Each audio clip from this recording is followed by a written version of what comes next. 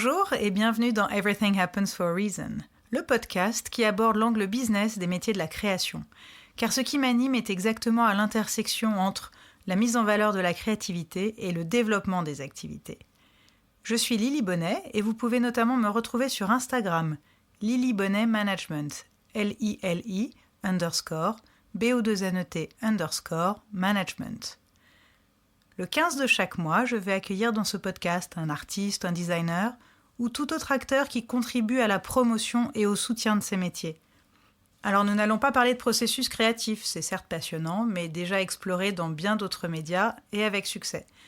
Je préfère me concentrer sur le cœur de mon action, c'est-à-dire le management, le développement, la stratégie, la communication. En bref, comment la magie opère behind the scenes. Certains sont des clients, d'autres ne le sont pas encore. En tout cas, ils partagent la créativité au sens très large. Et surtout, j'aime qui ils sont et ce qu'ils font.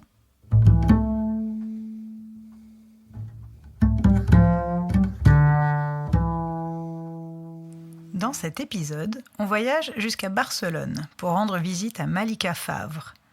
Artiste française qui a lancé sa carrière à Londres et y a vécu pendant plus de 15 ans, Malika a eu envie de se rapprocher du soleil et des couleurs du Sud il y a quelques années. Et son appartement est à son image, chaleureux, accueillant, graphique et très coloré. Depuis qu'elle a commencé à dessiner, enfant, Malika n'a jamais arrêté.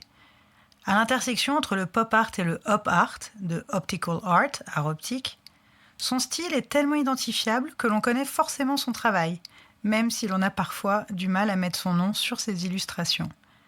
Elle collabore avec les plus grandes marques, les plus grandes maisons d'édition, mais c'est à travers le prisme des rencontres que l'on a abordé cet entretien. Car comme elle le dit si bien, on parle souvent des projets que l'on a réalisés, mais on a tendance à oublier de parler des gens avec qui on a travaillé. Et finalement, Malika et moi, c'est aussi une très belle rencontre. On a passé la journée ensemble, elle est un peu la meilleure copine qu'on rêve tous d'avoir, et on ne s'arrêtait pas de parler, d'ailleurs notre conversation enregistrée a duré environ 1h30. J'ai malgré tout préféré la diffuser en une seule partie, pour vous laisser la liberté de tout écouter d'un coup ou de faire des pauses. Et si j'ai choisi de déroger à la règle du 15 de chaque mois pour un nouvel épisode, c'est tout simplement parce que le 14 décembre, c'est son anniversaire. Alors happy birthday Malika et merci pour ta générosité.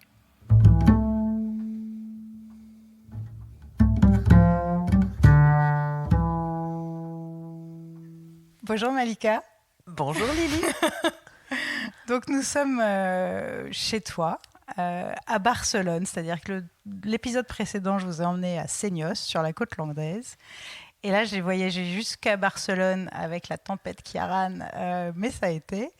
Et donc, on avait espéré pouvoir se mettre sur la terrasse chez toi toutes les deux. Et puis finalement, il y a trop de vent, mais on est très bien sur ce magnifique canapé bleu clin qui était très cher.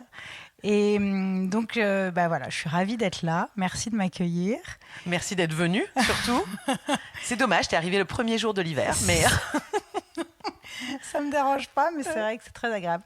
C'est magnifique ici. Avant de commencer, j'ai juste envie de planter un peu le décor parce que donc on est chez toi et c'est aussi ton studio. Studio dans son acception anglaise, c'est-à-dire vraiment le lieu le studio, atelier d'artiste, le lieu où on travaille, où on fait des recherches, voilà.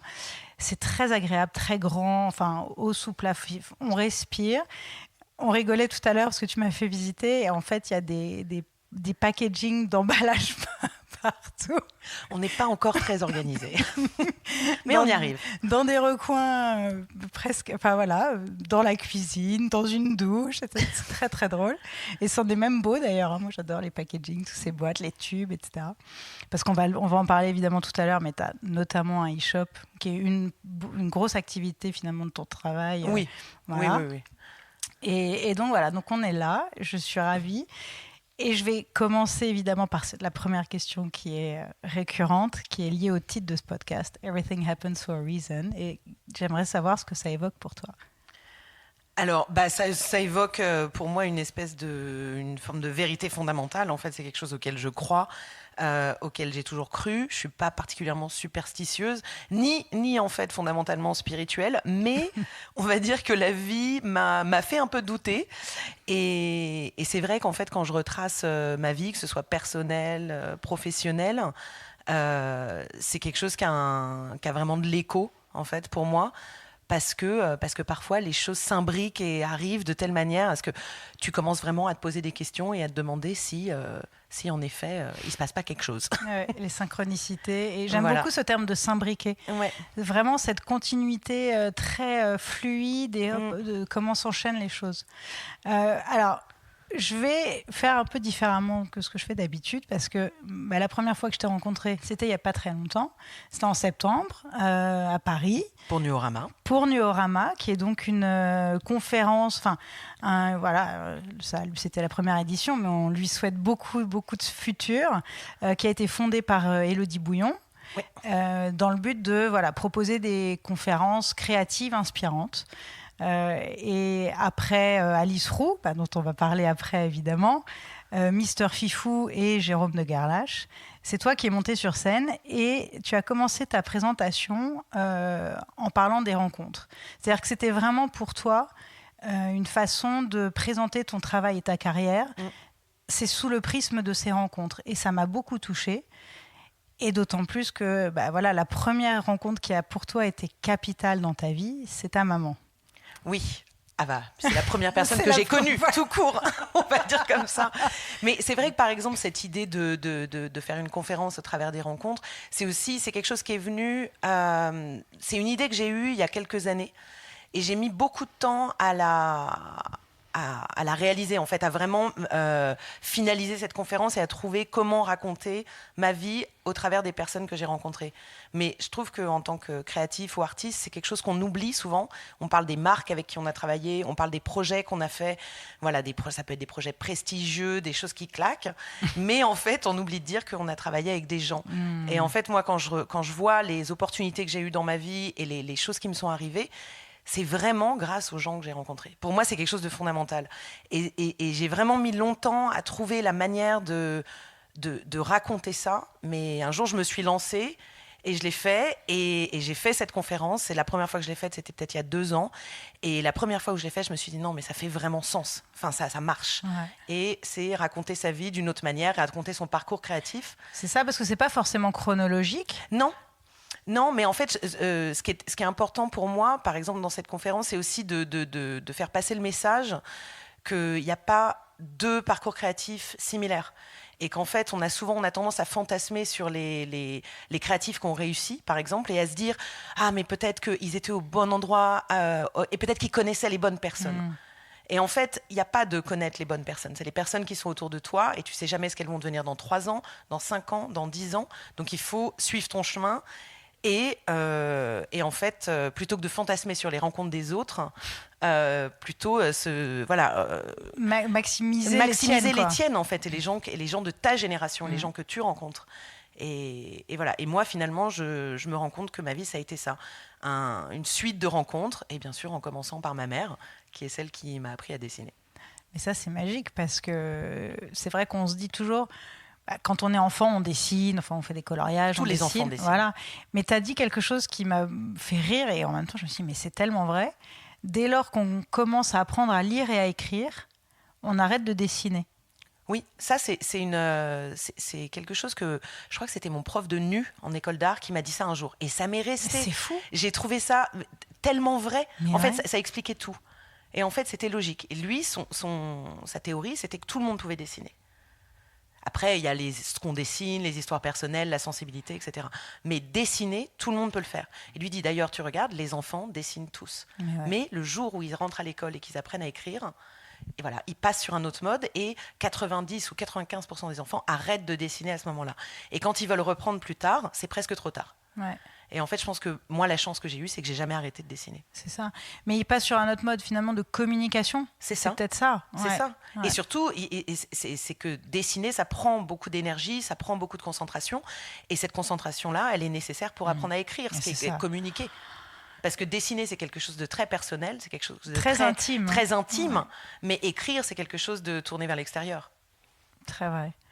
Et donc ta maman, parce que vraiment j'ai trouvé ça très touchant, mais elle t'a donné cette impulsion finalement, mais surtout elle t'a encouragé. C'est-à-dire que c'est fort aussi d'avoir quelqu'un d'aussi proche dans son entourage qui t'encourage à travailler ton art, et donc finalement, c'est quand même grâce à elle d'une certaine façon, et toutes les rencontres évidemment, c'est ça. Non, c'est ma mère. Je parle très très souvent de ma mère. J'en parle pendant les conférences, j'en parle pendant les interviews, parce que vraiment déjà j'adore ma mère et je lui dois beaucoup. Alors mon père se vexe parce que je parle jamais de lui, mais il existe. Je le dis. Merci papa. Mais non, je pense que ça vient aussi de l'histoire personnelle de ma mère. C'est-à-dire que ma mère a toujours dessiné. Elle a toujours dessiné, peint, fait des habits. Elle me faisait mes habits quand j'étais petite. Enfin, c'est vraiment une artiste. Mais elle n'en a jamais vécu parce qu'elle a une histoire personnelle très dure. Elle a arrêté l'école à 11 ans. Elle a été emmenée en Algérie à ce moment-là. Quand elle est revenue, elle avait 17 ans. Il fallait qu'elle travaille. Donc, elle n'a jamais eu l'opportunité. Enfin, pour elle, le dessin, ça ne pouvait jamais être quelque chose de c'était que du carrière. Loisir. C'était du loisir et c'était un échappatoire aussi pour la vie. Protection. Voilà, une espèce de protection. C'est un moyen pour elle de s'évader parce qu'elle était dans un endroit où elle n'avait pas envie d'être en fait. Et je pense que, j'étais une fille, donc, parce que j'ai un frère aussi, mais mon frère ne dessine pas. Mais je pense qu'il a dessiné aussi petit comme tout le monde, mais il dessinait pas comme moi. Moi, j'étais une petite fille, donc d'une certaine façon, une espèce d'extension, une espèce de vie possible, une deuxième vie possible. Et voilà, dans un environnement complètement différent du sien. Et donc, oui, en effet, elle m'a mis des crayons dans la main dès toute petite. Mais après, elle m'a dit qu'elle a très vite vu que déjà, j'adorais ça. Et ton talent, et qu'il y avait quelque chose. Oeil. Et c'est quelque chose qu'elle m'a dit qu'elle a identifié très tôt. Et quand elle a vu ça, forcément, pour elle, c'était quelque chose qu'elle devait pousser. Mais sans jamais penser que j'en ferais un métier. Pour elle, c'était pas l'idée que j'en ferais un métier. Il y avait pas cette idée-là. C'était vraiment quelque chose qu'on pouvait faire ensemble. Et aussi, en grandissant, par exemple, ma mère ne pouvait pas m'aider pour les devoirs, l'école. Enfin, elle a été très vite dépassée parce qu'elle-même n'a pas été à l'école. Donc, c'était aussi une manière de partager une activité toutes les deux. Enfin, je te rassure, même quand on était à l'école, parfois on était dépassés par les devoirs. Mais j'entends très très bien tout ce que tu racontes, c'est très touchant. C'était quelque chose qu'on pouvait faire ensemble, c'est beau. Et donc, alors, puisqu'elle n'avait pas cette idée que tu en ferais peut-être un métier, c'est venu comment cette idée? Et donc, tu as fait une école d'art appliqué. Non, alors c'est venu très tard. Ah ouais. Cette idée est venue très tard. Alors d'abord, moi je suis allée à l'école, comme tous les enfants, puis au lycée. À Paris. En banlieue parisienne. Au lycée, comme tous les ados de ma génération, en fait, on n'avait pas trop le choix. C'est-à-dire dans le sens où si tu pouvais faire un lycée scientifique, tu le faisais. Parce que c'est ce qui te donnait le plus d'opportunités derrière. Moi, j'adorais les sciences. J'ai toujours aimé les maths, la physique. Donc ça, c'est une autre partie de ma personnalité. Mais ça se voit dans ton travail. Et ça se voit dans mon travail. Donc c'est quelque chose qui finalement qui a nourri aussi mon style et ma patte. Mais donc, non, moi, je suis partie j'ai jamais pris un cours d'art plastique, par exemple. À part au collège, je suis partie en première S, terminale S. Et puis après, je me suis dit, j'ai des bonnes notes, je suis bien placée. Je vais partir en école d'ingénieur. Mais non. Si. Donc à 18 ans, je suis partie à Saint-Louis. Donc en plus, pas une des plus faciles. Et j'ai débarqué à Saint-Louis en internat à Paris, pour faire une maths sup. Et puis en fait, au bout de quelques mois, je me suis très vite rendu compte que c'était pas du tout... qu'en fait, j'adorais les maths, mais que là, ça devenait trop. En fait, ça devenait trop. Parce qu'en fait, j'aimais tout. J'aimais la philo, j'aimais la littérature. J'étais quelqu'un en fait qui aimait faire un petit peu, toucher un petit peu à tout. Et je dessinais, mais vraiment pour moi, c'était un hobby. Et en fait, le jour où j'ai décidé de ne pas retourner en maths sup le lundi, c'est là où, pour la première fois de ma vie, j'ai connu l'échec. Ça veut dire que c'était la première fois de ma vie que j'arrêtais quelque chose. Et il fallait que je réfléchisse à ce que j'allais faire derrière. Et en fait, pour moi, il y avait deux choses dans ma vie. C'était les sciences, deux choses que je savais faire. C'était les sciences et le dessin. Et donc, à ce moment-là, c'est là où j'ai annoncé à mes parents, je vais essayer de rentrer en école d'art. Mais je ne vais pas devenir artiste. je vais devenir Déa dans la pub. Et oui, parce que c'était l'époque où c'était gros essor. Et puis aussi parce que pour moi, ça me rassurait, parce que je ne pensais pas qu'être illustratrice ou être artiste, c'était une carrière. Et aussi parce que j'ai grandi avec donc une mère qui ne travaillait pas, une mère à la maison. Et mon père avait repris ses études quand je devais avoir 10 ans. Wow. Voilà. Et du coup, il avait repris ses études et il faisait des études de théologie. Donc, mon père était étudiant et ma mère ne travaillait pas. Donc, j'étais boursière. Il n'y avait pas d'argent à la maison. On vivait avec le minimum. On a eu de la chance d'avoir une famille, ça veut dire un grand-père qui nous soutenait beaucoup. Mais moi, en tant qu'adolescente, ça a été une énorme frustration.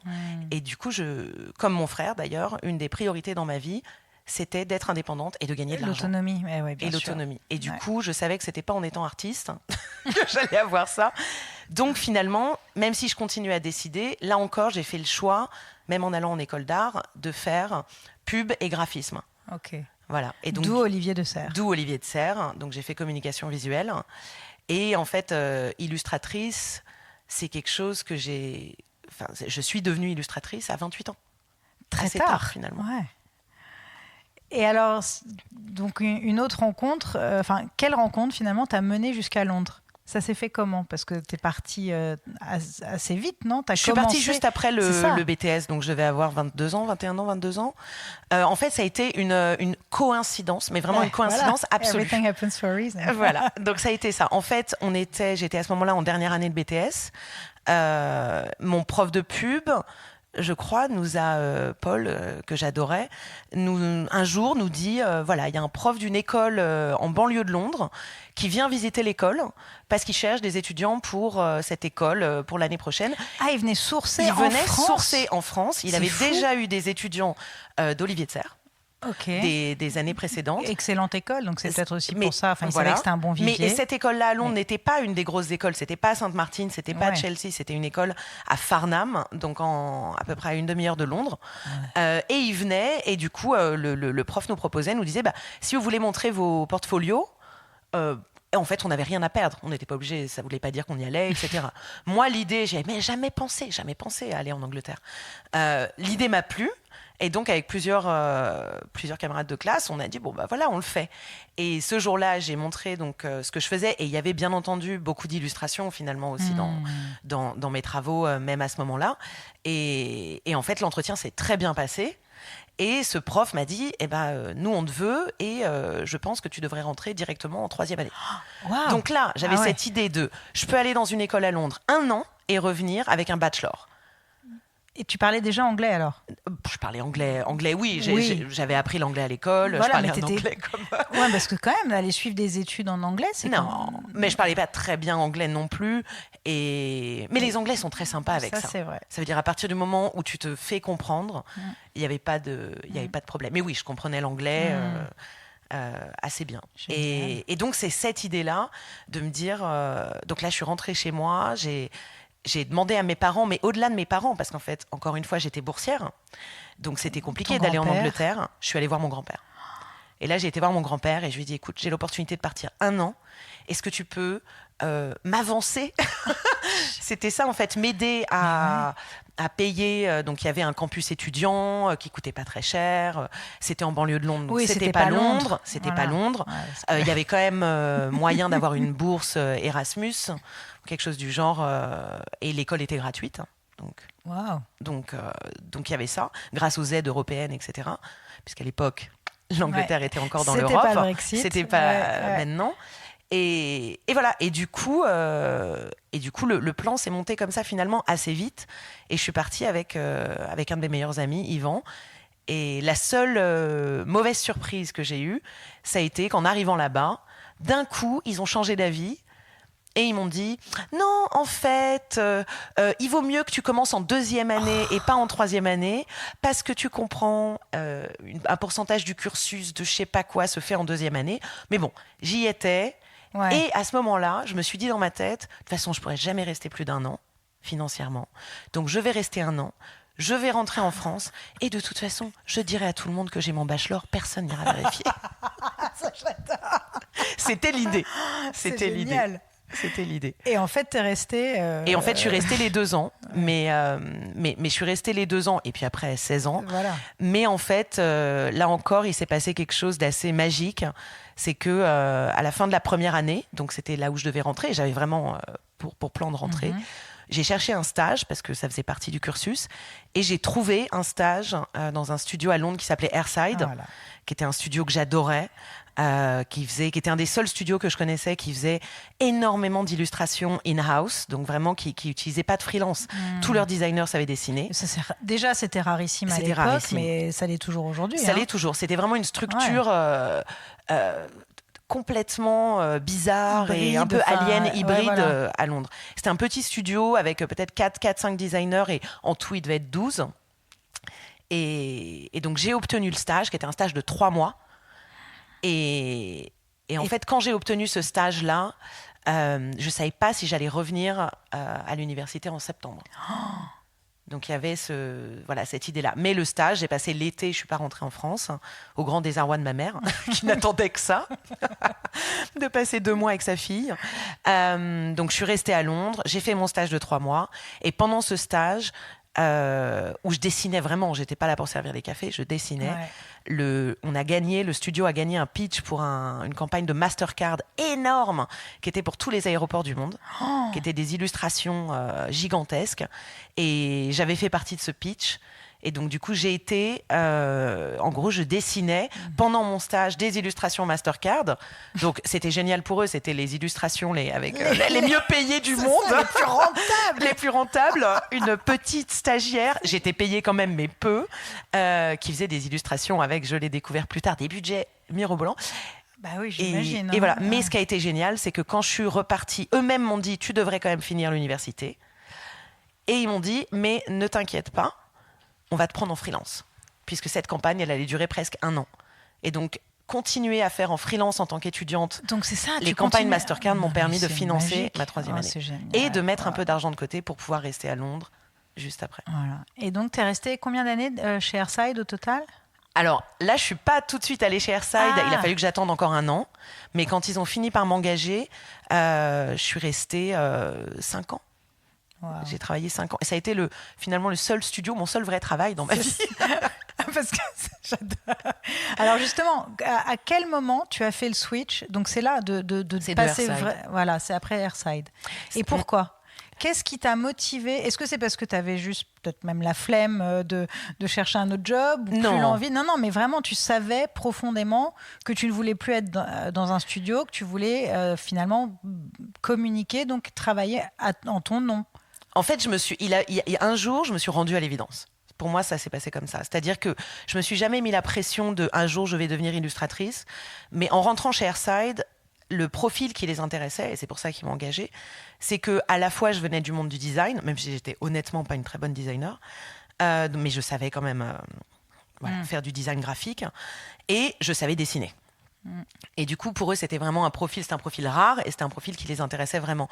Et en fait, finalement, au fur et à mesure des années, j'ai fait de moins en moins de design. Ils me demandaient de moins en moins de design parce qu'il y avait d'autres personnes qui étaient bien meilleures que ça. Mais par contre, tout ce qui était illustration, animation, c'était moi. Et j'en faisais tout le temps, tous les jours. Et ce qui était génial chez Airside, c'est qu'ils avaient un shop en ligne. Donc, ils avaient un e-shop. Et c'était un peu et c'est ça en fait pour moi qui a été vraiment un tournant. C'est que l'idée de leur e-shop, c'était quand vous avez du temps libre, au lieu de regarder des vidéos YouTube ou quand vous avez du temps libre et que vous attendez du feedback d'un client ou des choses comme ça, vous pouvez réfléchir à des sérigraphies, des t-shirts. Ils faisaient beaucoup de t-shirts, des sculptures. Tu pouvais faire absolument tout. Et ils disaient, vous nous proposez des idées de choses, de travaux personnels.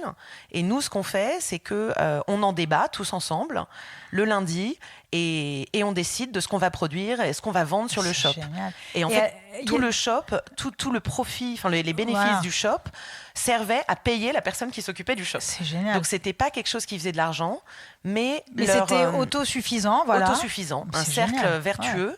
Et pour eux, l'idée, c'était en fait que leur designer ne soit pas frustré. Parce que parfois, les travaux commerciaux, les clients te frustraient. Et en fait, pour eux, c'était une espèce de pari pour que, parce qu'à Londres, ça tournait énormément. Voilà, il y avait énormément de travail. Ouais. Ça veut dire les designers restaient jamais très longtemps dans les studios. Et c'était l'inverse chez Airside. Moi, j'ai été la dernière à être engagée. La dernière. Et c'est ça, j'ai été la dernière. Et moi, quand je suis partie, ça faisait déjà 5 ans. Et donc, les autres designers, ils étaient là depuis 15 ans. Ouais, et vous étiez crédité quand c'était votre boulot oui, qui... bien sûr. Mais c'est magique. Non, est-ce qu'on était... Attends, je réfléchis maintenant. Non, on était... Non, en fait, ça restait quand même, c'était sous le nom du studio Airside. Pas crédité. Ok. Mais au moins, vous aviez cette fierté d'avoir votre travail. Et toi, bon, alors tu l'expliquais en effet, mais c'est ce fameux alphabet. Ouais. C'est ça qui t'a... Mon premier alphabet, les Alpha Bunnies. Voilà. C'est ça qui a été le premier...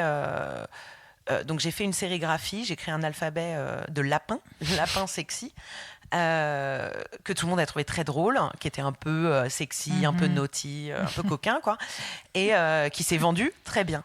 Et pour moi, je l'identifie comme la première pièce vraiment personnelle. C'est ça. Parce qu'en fait, il faut aussi dire que le style d'illustration que j'avais quand j'étais à Airside, déjà, j'étais très polyvalente, puisqu'il fallait s'adapter aussi aux clients, aux projets. Ils avaient, eux, une esthétique très japonisante. Il y avait, voilà, donc il fallait aussi que je sois assez flexible et que je puisse... Et c'était aussi quelque chose que, finalement, beaucoup d'illustrateurs peuvent dessiner dans plusieurs styles. Et donc, mais là, pour ces travaux que j'avais produits pour la boutique, c'était la première fois que je produisais des illustrations qui étaient vraiment à moi. Personnel. Et en fait, au bout de 5 ans, un jour, je me suis rendu compte que déjà, j'étais arrivée à une espèce de plafond au sein du studio. En fait, comme j'étais la plus jeune, enfin, pas la plus jeune, mais la dernière personne engagée, il n'y avait pas vraiment de perspective d'évolution. Ouais. Et ils voulaient... et comme personne ne partait, il n'y avait personne à remplacer. Donc moi, je commençais aussi à être frustrée. Ouais. Ça veut dire autant financièrement que créativement. Ouais. Et voilà. Et à ce moment-là, j'ai réalisé que j'avais assez de travaux personnels pour finalement voir que oui, j'avais une patte. Et je me suis dit, je me le dois à moi-même en fait d'essayer. Ça veut dire qu'au fond, je suis peut-être illustratrice et il faut que je me lance. Et donc, j'ai donné ma démission. Et donc, ça y est, finalement, c'est là que tu as pris conscience et donc confiance. Exactement. C'est fort. Parce qu'il y en a beaucoup qui mettent des années, même parfois... j'ai quand même mis J'avais 28 ans, j'ai mis longtemps à... mais déjà, je trouve que c'est une grande force d'avoir ce courage de se dire, OK, j'y vais. Après, il s'est passé quelque chose aussi qui a été... je vais pas que vendre du rêve, je vous le dis. C'est ça. Il s'est passé quelque chose qui a été aussi hyper important, c'est qu'à un moment... Airside a été parce qu'ils étaient tout le temps en train de voir comment évoluer. C'était un petit studio, mais voilà, le monde changeait aussi, donc il y avait des choses qui changeaient avec. Et par exemple, une des conversations qu'on a eues à Airside, c'est qu'à un moment ils ont rencontré un agent d'illustrateur en tant que studio. Justement, je suis ravie que tu abordes ce sujet parce que je voudrais qu'on en parle aussi.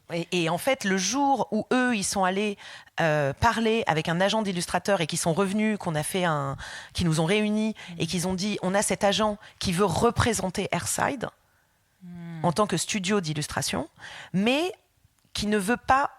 En fait, c'était assez étrange comme deal.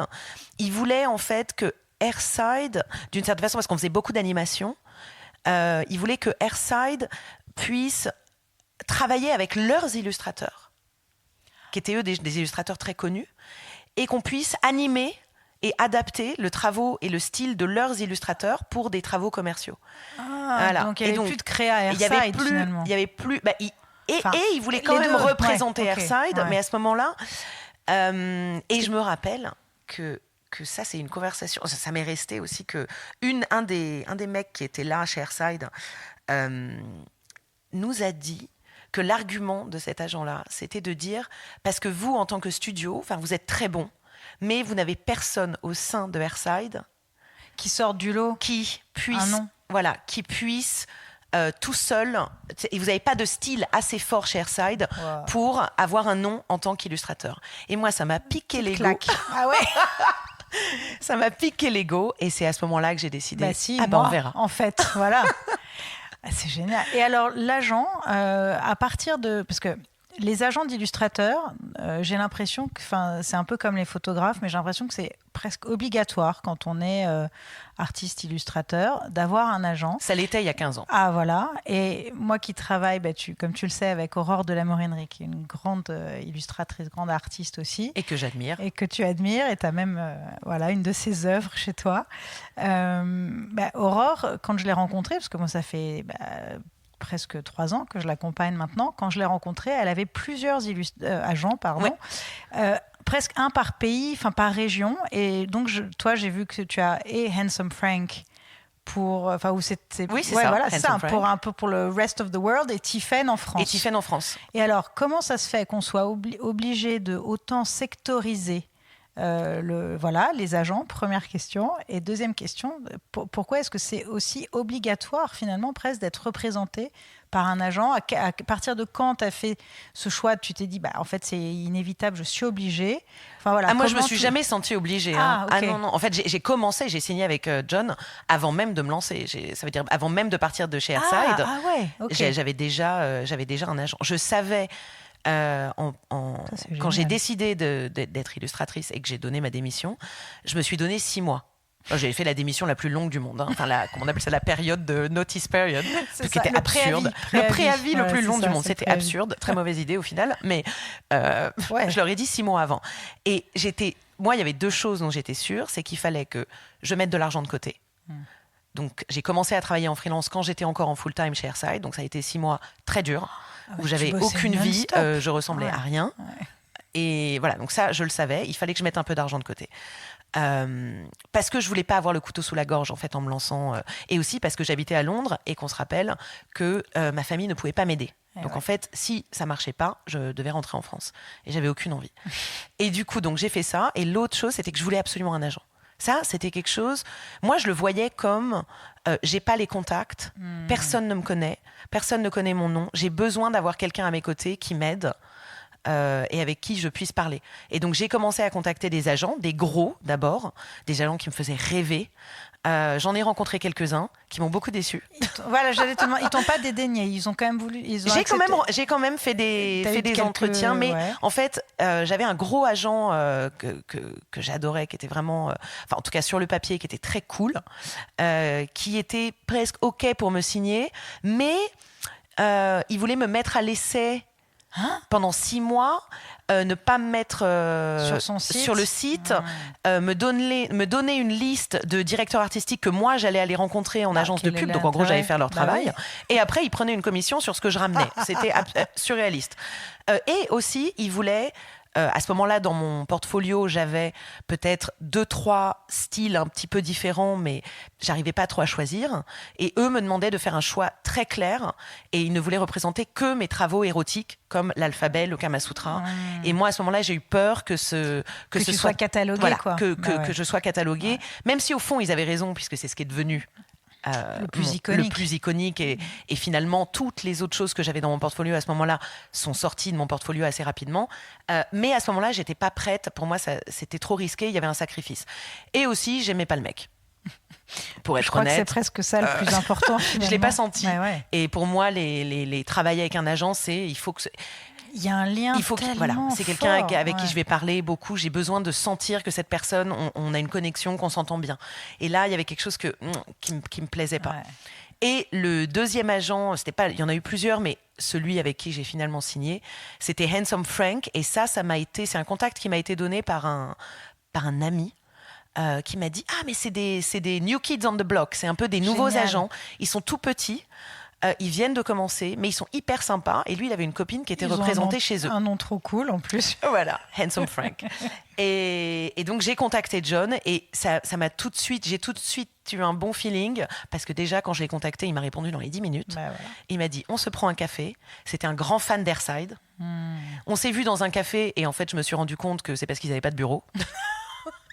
Qu'en fait, lui-même était encore à mi-temps dans un magazine de design et que c'était un passionné d'illustration, mais qu'en fait, on en rigolait au début. Je disais que c'était un double agent parce qu'il continuait à travailler dans l'équipe marketing d'un magazine de design et à côté, il commençait son agence avec son cousin.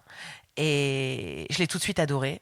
Et ça fait 15 ans qu'on est ensemble. Donc ça, c'était pour John.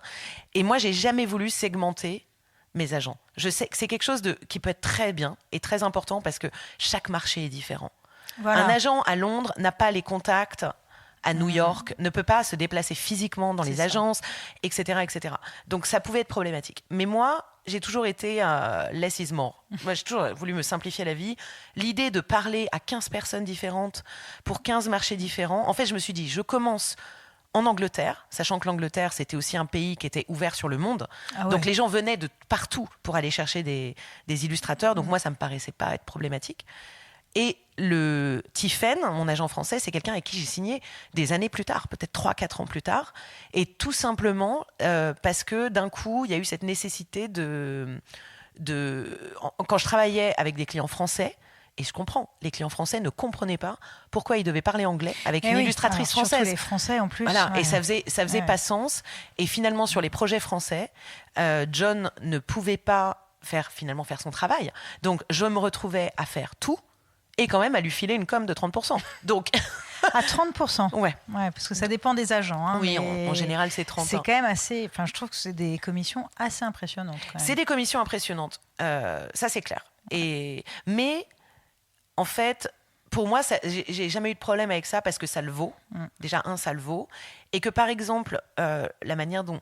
Parfois, j'y réfléchis, par exemple, en me disant, moi, dans mon travail, je fais pas mal de cessions de droits parce que je suis je protège les droits de mes illustrations, donc je limite les droits de mes illustrations beaucoup. Ouais. Et donc, ça m'arrive de faire des cessions de droits sur des illustrations existantes à des nouveaux clients. Ouais, et donc, sur des négociations comme ça, moi, je récupère 70% et je n'ai rien fait, à part faire l'illustration à l'époque. Ouais. Donc, à ce moment-là, le vrai travail, c'est celui de John, qui est un travail de négociation. Et donc, pour moi, ça se justifie. Il y a des moments où... voilà, donc en fait, il y a une forme d'équilibre. Et oui, c'est 30% et ça paraît beaucoup, mais en même temps, c'est comme ça. Moi, c'est quelque chose qui ne m'a jamais dérangé. Et pour moi, c'est un investissement, en fait. Ouais. Voilà. Et alors, tu parles de cession de droit. Tu as aussi une avocate, il me semble. Oui, alors ça, j'en ai pareil. J'en avais, ça fait longtemps que je ne les ai pas utilisés, mais j'avais des avocats à Londres. Et j'ai une avocate en France, Carole, qui est absolument géniale. Parce que c'est quand même quelque chose de très important, je trouve, pour tous les créatifs au sens large. C'est justement la protection de son travail. Ouais. Et alors surtout, toi, je pense que tu es extrêmement copié. Oui, je l'ai été. Ouais, parce que, voilà. Je le suis toujours, mais aujourd'hui, je pense que les gens qui me copient ne savent même pas que j'existe. Ah oui, mais je pense qu'aujourd'hui, les gens copient des copies. Dans le domaine public, c'est ça. Je pense, les gens copient des copies. Ouais. Et alors, est-ce que ton avocate, est-ce que tu es à regarder absolument justement tout ce qui se fait? Non, pas du tout. C'est-à-dire que tu lâches. Ouais. Non, je l'ai été. Aujourd'hui, je lâche beaucoup plus, mais j'ai été, je sais pas comment tu dis en français. Moi, j'étais a dog with a bone. Ça veut dire un chien avec son os. Un chien avec son os. Ouais. En fait, quand j'ai commencé ma carrière, ça a très vite marché. Et en fait, la première fois que j'ai rencontré mon avocate, c'était pas pour un cas de propriété intellectuelle, c'était pour le contrat avec Sephora. J'ai commencé à travailler avec Sephora de façon vraiment régulière. Ça a été long. Et en fait, à ce moment-là, ils ont voulu qu'on établisse un contrat d'exclusivité. Parce qu'à un moment, je faisais tout leur packaging de Noël, je faisais énormément de projets par an. Et c'est à ce moment-là aussi que finalement, j'ai trouvé Tiffen. C'est au même moment. Elle est arrivée après Sephora. Mais donc Sephora, pardon, je fais une parenthèse, mais ils t'ont contacté via Sephora France. Ouais, voilà. Mais donc, puisqu'ils étaient français, ils t'ont contacté en direct ou via Handsome Frank? Ils m'ont contacté en direct. Okay. Je les ai passés à Handsome Frank. Ouais. Mais très vite, avec Sephora, quand les projets ont commencé à se multiplier, très vite, en fait, ça devenait des énormes projets. Et c'est à ce moment-là que moi, j'ai dit à John... alors ça, c'était une conversation marrante aussi. J'ai dit à John, écoute, en fait, il y a beaucoup de project management à faire de gestion de projet à faire sur... pardon, je suis vraiment Jean-Claude Van Damme. Mais t'inquiète, moi aussi. Gestion de projet à faire sur Sephora. Je me retrouve à faire toute cette gestion de projet. Ce n'est pas viable parce qu'il y a trop à faire. J'ai besoin de quelqu'un pour m'aider. À ce moment-là, j'ai pas pensé à un agent.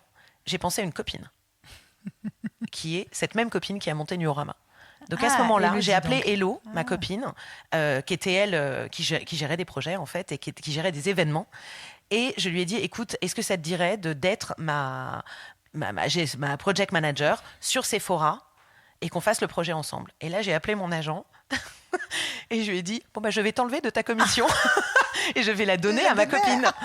Bien sûr. Parce que, en fait, il fallait à un moment, je dis, je vais non, mais là, en plus, il fallait vraiment un interlocuteur français. Il y avait un interlocuteur français. J'avais besoin de quelqu'un pour gérer parce que c'était énormément de retours de mails. C'était des gros projets, c'était des gros budgets aussi. Et j'avais besoin d'aide. Et en fait, pour moi, c'était logique, ça me paraissait logique que cette partie-là n'allait pas sortir de mon budget à moi. Ça veut dire qu'il fallait que ça sorte. À ce moment-là, ce que j'ai proposé à John, c'était de lui dire, toi, tu t'occupes de faire les devis et de facturer. Donc ça, c'est resté toujours John. Donc je ne t'enlève pas le client, mais j'engage quelqu'un d'autre, qui en l'occurrence était Élodie. Donc tu as réduit sa com. J'ai réduit sa commission et j'ai donné j'ai proposé cette partie-là de la commission à Élodie, qui a dit oui. Et on a travaillé sur Sephora pendant 4 ans ensemble. Et c'était absolument génial. Et d'ailleurs, c'est à ce moment-là que j'ai rencontré Carole, parce que j'avais besoin de quelqu'un pour... et on est allé au premier rendez-vous avec Élodie, toutes les deux, pour faire ce gros contrat qui allait être un contrat de retainer, en fait, un contrat d'exclusivité avec eux sur le long terme. Et en fait, Carole, c'est une avocate en droit qui est spécialisée en droit de la propriété intellectuelle, qui travaille beaucoup dans la musique et dans le cinéma, plus avec la SACEM. Et j'ai eu son contact par mon grand-oncle, qui lui travaille pour la SACEM. Et m'a dit, je t'envoie mon avocate, elle est géniale. Et là, j'ai rencontré Carole. Et quand on a rencontré Carole on était Élodie, moi et elle, ça a été, on a rigolé. Qu'est-ce qu'on a rigolé? Alors, je ne sais pas qu'on pouvait rigoler avec son avocat, mais tout de suite, elle m'a plu et on a une communication hyper fluide. Et en fait, on a commencé avec ce contrat Sephora. Et pas longtemps après, j'ai eu les premières copies. Et donc forcément, c'est vers Carole que je me suis tournée. Mais c'est ça, voilà. Et en fait, on a fait un nombre de cas.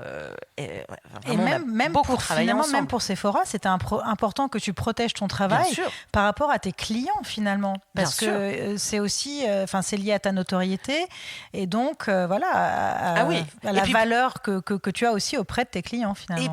Et puis, moi j'ai toujours eu on m'a souvent dit au début qu'il fallait être flatté quand on était copié. Enfin, ça, c'était la grande phrase. Il faut te sentir flatté. Honnêtement, je me suis jamais sentie flattée. Donc, c'est pas le sentiment qui me venait en premier, parce que il faut se rappeler que je commençais aussi, que ça faisait 3-4 ans, et que j'avais du coup l'impression qu'on me volait, vraiment qu'on me volait. Et surtout que c'était des grosses agences, des grosses marques. Ça veut dire quand c'était un étudiant, j'envoyais un petit message un peu passif-agressif, et en général, ça passait. Mais quand c'était des agences, et ce qui est souvent arrivé, et c'est arrivé plusieurs fois, ça a été des agences qui me contactaient pour qui j'étais trop chère et qui allaient voir un autre illustrateur. Là, j'avais les preuves, par email. Mais je pense que les gens et les agences en particulier n'étaient pas habitués à ce que les illustrateurs se défendent et payent des avocats. Et moi, encore une fois, j'ai toujours vu ça comme un investissement. Bien sûr. Et j'avais une règle d'or que j'ai suivie, c'était que quels que soient les dommages et intérêts que j'allais récupérer, c'est-à-dire en négociation, puisque je ne suis jamais allée au procès, oui, donc mais c'est ça finissait en négociation, tout ça, je le gardais pour payer l'avocat pour les prochains cas. Donc en fait, je n'ai jamais eu l'impression de payer de ma poche, sauf la première fois. Mais c'est très, très logique. Et je me suis défendue, et je pense que ça a fait une différence, parce que plus je me défendais, je pense plus ça tournait. Bon, j'ai eu une très mauvaise réputation, je pense, en agence. Mais tant mieux, finalement. De toute façon, tu voulais pas retourner en agence, donc. Non, tu veux dire en tant qu'illustrateur pour travailler avec des agences. Ça veut dire que je suis aussi allée contre des grosses boîtes. Et un avocat que j'avais vu avant de voir Carole pour un cas d'ailleurs de copie, je m'en rappelle, m'avait dit « Je me fais l'avocat du diable », petite blague, et en disant pun intended, et en me disant « Fais attention parce que ». Alors, c'était pas du tout à son rôle de dire ça, donc j'ai trouvé ça, j'ai jamais retravaillé avec elle derrière, mais en me disant, fais attention parce que tu es peut-être en train de te couper les vivres toi-même, parce que ça, c'est une grosse agence, et ces gens-là ne vont jamais t'engager si tu commences, tu vois, si tu as cette réputation-là, donc fais attention aux conséquences que ça pourrait avoir. Donc c'était une vraie décision stratégique. Et moi, je me suis dit, mais je m'en fous. En fait, si c'est ça... Mon intégrité. Voilà, j'avais besoin de me défendre et j'avais besoin de... Ça me bouffait, en fait. Ça me bouffait de l'énergie. Et le jour où j'ai vraiment trouvé Carole et que j'ai pu déléguer cette partie-là, c'est devenu presque un jeu. Ça veut dire là, c'était plus mon énergie. Moi, je savais exactement ce que j'avais à faire, les pièces que j'avais à envoyer, les emails que j'avais à envoyer. Et je suis devenue rodée, en fait. Et je pense que les agences le sentaient. Donc, plus ça allait, plus, ils capitulaient rapidement. C'est ça. Parce qu'ils sentaient qu'il n'y avait pas de négociation. Et j'ai jamais laissé, ça a été quelque chose aussi, une règle, quand on me copiait, il fallait que la copie disparaisse. J'ai jamais accepté d'être payée pour que ça reste. Ah oui. J'ai toujours... Tu vois, ça me fait penser à India Madhavi, dont on a parlé. Parce que, et que j'adore aussi. Et que tu adores, évidemment. Enfin, ouais. vous êtes toutes les deux des Queen of Color, donc je comprends. Et puis, votre travail peut se rapprocher sur beaucoup de choses. Donc, India, voilà, que j'ai interviewé. Ça a été la première invitée de ce podcast, puisque j'ai travaillé donc 9 ans avec elle. Et on a parlé... on a un petit peu parlé de ça, mais je crois que je n'ai même plus abordé cette question dans l'interview. Mais moi qui ai notamment défendu ses intérêts quand je travaillais tu vois, en tant qu'office manager dans son studio, je me souviens que c'était la première... C'est-à-dire que ce n'était pas l'argent, en effet, qui l'intéressait, c'était que les copies n'existent plus. Que exactement. Ça, parce que on n'est pas... comme tu viens de le dire, on ne fait pas ça pour l'argent. Si ça paye les frais d'avocat, c'est génial. Mais de toute façon, on ne veut plus que ça vienne ternir l'image. Et tu sais, on emploie toujours ce terme de c'est confusing, c'est confus pour l'œil du public, c'est-à-dire que le public qui peut-être ne connaît, le grand public qui ne connaît peut-être pas, mais va croire que la copie est l'œuvre originale et donc pas vraiment très bien faite. Enfin, c'est vraiment là-dessus, c'est sûr. C'est ça. Et puis même, pour moi, il y avait toujours eu ce principe aussi que, par exemple, les agences ou les gros clients, les grandes marques, ils ont du budget pour payer des dommages et intérêts, etc. etc. Donc moi, je me suis toujours dit, si je me fais payer, ça veut dire si je négocie quelque chose, mais que je les laisse utiliser cette illustration, ils savent que c'est un peu comme... ils savent que dans le futur, ils peuvent refaire la même. Exactement. Et si jamais l'illustrateur vient et leur demande, ou si les illustrateurs arrivent, je te file un petit chèque, et c'est pas grave, ni vu ni connu, etc. Non, moi je voulais les deux. Moi je voulais des dédommagements et que ça disparaisse. Et à un moment, je suis arrivée en fait à un moment où en fait j'avais mis assez de côté pour aller au procès. Et donc ça te faisait plus peur. Et donc ça me faisait plus peur. Et je pense que là mon ton a changé et qu'il le sentait. Parce qu'en fait, à ce moment-là, je suis devenue encore moins flexible. J'étais là, tu veux pas ? Pas de souci, on y va. On y va. Ouais. Et moi, j'avais presque envie d'y aller. En fait, j'avais presque envie d'y aller. J'ai jamais eu à y aller. J'avais presque envie d'y aller avec Carole. L'énergie, pour le coup. Ouais. Au-delà de l'argent. Un jour, je me suis dit, un jour, il faudrait qu'on y aille. Ouais, on s'était dit ça avec Carole pour que ce soit public. Mais pour que ce soit public et que you ça sache. Fuck with me. Pardon, excuse my French. Mais on s'est toujours dit, on attend, et on l'attend toujours, on attend le cas parfait. Ouais, c'est ça. Et finalement, avec les années, je suis moins copiée, aussi parce que je pense que d'une certaine façon, je suis peut-être moins visible qu'avant. Je fais moins de travaux commerciaux, moins de choses dans la rue, moins de choses... ça veut dire mon travail a changé aussi. Okay. Mes clients ont changé. Tu trouves que tu es moins visible ? Je pense, ouais. Ah, c'est intéressant ça. En tout cas, dans la rue. Ouais. Ah, parce que tu as fait beaucoup d'affiches, etc. J'ai fait beaucoup d'affiches, j'ai fait beaucoup de pubs, j'en fais beaucoup moins. Maintenant, je fais beaucoup plus d'éditorial, de couverture de magazines. Et des collabs. De collabs, ouais. Ouais, ok. Alors, mais peut-être pas, je sais pas. Non, mais c'est intéressant parce que non, mais je trouve que c'est très intéressant cette perception finalement que tu as de toi et de ton travail et de ton image. Mais c'est vrai que j'imagine notamment Jazz à Montreux. Je crois que c'est même une de tes préférées, hein, c'est ça ? C'est un de mes, c'est vraiment un de mes projets préférés. Ouais, ça c'est magique. Je comprends, c'est magnifique. Mais est-ce que, justement, quand on a fait autant de jobs publics, visibles, etc., puis on va parler du New Yorker après, évidemment, est-ce qu'on se met encore plus la pression ou est-ce qu'au contraire, tu as tellement d'expérience maintenant que quand tu travailles, tu n'es plus détendu ? La pression de quoi ? Quelle pression ? De faire encore mieux et cette pression de faire encore mieux, je pense qu'on l'a... Elle te lâchera jamais ? Non, je pense qu'elle lâche jamais. Mais... Je dirais qu'à la rigueur, peut-être que c'est quelque chose qui s'apaise. Pour moi, en tout cas, c'est quelque chose qui s'apaise avec l'âge parce que je peux me reposer sur tout ce que j'ai déjà fait aussi. Ah, voilà, c'est ce qui me semblait. Et ça, c'est quelque chose quand même on m'enlèvera, moi je me dis, on m'enlèvera jamais Montreux. On m'enlèvera jamais le Kama Sutra. Même si demain je ponds une merde. Bon, si j'en ponds 10, ça va devenir problématique. Mais après, il y a toujours cette peur de jamais faire mieux. Ça, c'est quelque chose qui est toujours là. Mais aussi, je pense que quand j'étais plus jeune et au tout début, j'avais envie que chaque projet soit absolument fantastique. Et il y avait beaucoup de frustration quand ça ne l'était pas. Et en fait, avec l'âge et avec la maturité, on va dire, puisque maintenant j'ai 40 ans, j'ai aussi compris qu'il y a des choses qu'on ne peut pas contrôler et que faire quelque chose comme le poster de Montreux, ça relève de la magie. Ouais. Il y a des moments magiques. Et on ne peut pas. Si on avait des moments magiques tous les mois, ce serait plus magique. Il y a des moments où il y a quelque chose d'un peu extraordinaire qui sort.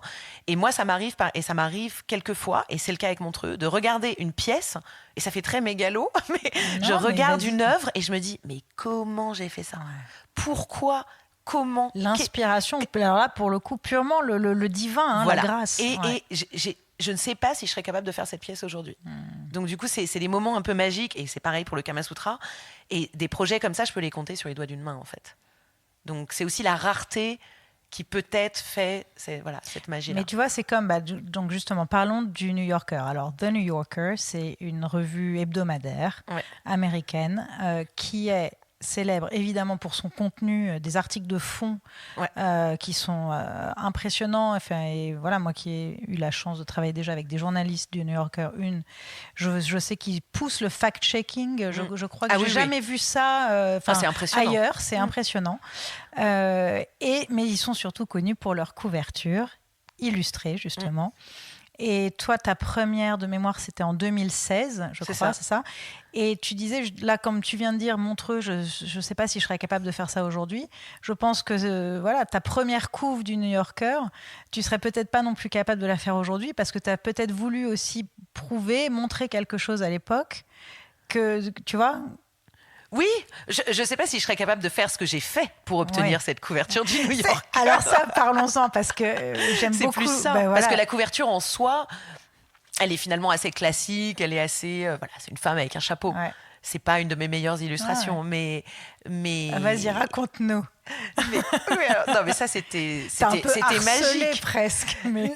Non, disons que j'ai pas harcelé, c'était quelque chose pour moi, et peut-être que c'était aussi le fait d'être en Angleterre, parce que le New Yorker est beaucoup plus mythique dans les pays anglo-saxons, bien sûr. Bien sûr. Pour moi, c'était le Graal de l'illustration. Mais jamais je pensais que je serais sur la couverture. Mais finalement, j'ai commencé assez tôt à travailler avec le New Yorker, parce qu'ils ont plein de directeurs artistiques pour toutes les illustrations dans le magazine. À l'intérieur des pages. Des pages. Et en fait, j'ai été contactée assez rapidement quand j'ai commencé à travailler en tant qu'illustratrice par des directeurs artistiques du New Yorker qui me demandaient des choses. Donc c'était déjà incroyable pour moi de travailler pour le New Yorker. Donc je disais oui à tout. À tout. Et j'en ai fait plein. Et à un moment, parce que ça c'est aussi important, je travaillais tellement, j'avais tellement de commandes et tellement de commandes commerciales, trop, que j'étais vraiment pas loin du burn-out. À un moment, j'ai vraiment pété un plomb. J'étais vraiment pas loin de péter un plomb. Et c'était d'ailleurs une année vraiment où j'ai beaucoup, beaucoup trop travaillé et où en fait, je n'avais plus le temps physique de faire des choses pour le New Yorker. Pourquoi ? Parce qu'en fait, j'étais à 300% de mes capacités avec des travaux commerciaux et que les travaux d'éditorial, c'est toujours à la dernière minute. Tu reçois un mail, il faut envoyer des esquisses dans 2 jours, que ce soit fini dans 3 jours. Et puis, il faut le dire, c'est pas hyper bien payé. C'est pas hyper bien payé. Eux payent bien par rapport au monde de l'éditorial, mais c'est pas très bien payé. Globalement, et en fait, j'ai passé presque une année sans pouvoir faire, en ayant à dire non de manière consécutive au New Yorker. Et j'étais pas bien dans ma peau, j'étais pas bien dans mon travail, je faisais que de la pub, j'étais frustrée. Et là, j'ai fait un énorme changement, en fait. J'ai décidé d'arrêter la pub, complètement. Et de prendre moins de projets, en général, et de toujours avoir 20% de libre au cas où le New Yorker tombe. Et ça a été un choix vraiment délibéré, j'en ai parlé avec mon agent, je lui ai dit, je ne peux plus dire non au New Yorker, donc il faut... Et l'année d'après, j'ai dit oui à tout. Et plus tu travailles avec eux, plus ça revient. Et ça a mené jusqu'à ce fameux jour où j'ai reçu un email de Françoise Mouly, qui du coup... qui est la directrice artistique en charge des couves. Voilà, des couvertures du New Yorker. Et ce jour-là, j'ai reçu un email en français, puisqu'elle est française, et me disant, j'ai vu toutes ces belles illustrations que vous avez fait pour nous. Donc elle suivait en fait. Et j'aimerais, sa tournure, je crois que c'était... J'aimerais qu'on explore ensemble l'idée de faire des couvertures. Quelque chose comme ça. Et c'était un email, je n'oublierai jamais pour moi, le jour où j'ai reçu cet email, j'avais cette couverture. C'était la consécration. Et c'était, waouh, j'ai un accès, je peux, voilà, j'ai un accès direct à Françoise Mouly. Et du coup, on s'est appelé la semaine d'après. Et c'était une conversation très drôle parce que moi, j'étais super excitée. Je sautais partout.